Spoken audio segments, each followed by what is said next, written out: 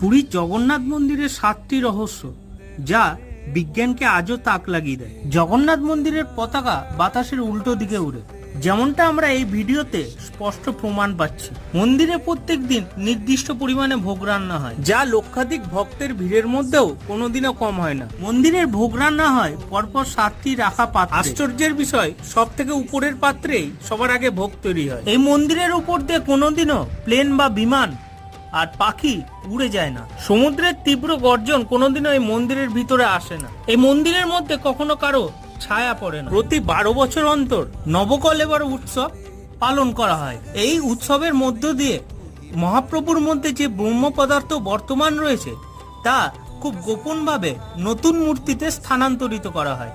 এই ছিল জগন্নাথ মহাপ্রভুর মন্দিরের রহস্য কথা। এরকম আরো ইনফরমেটিভ ভিডিও পেতে চ্যানেলটিকে সাবস্ক্রাইব করতে ভুলো না কিন্তু। জয় জগন্নাথ মহাপ্রভু।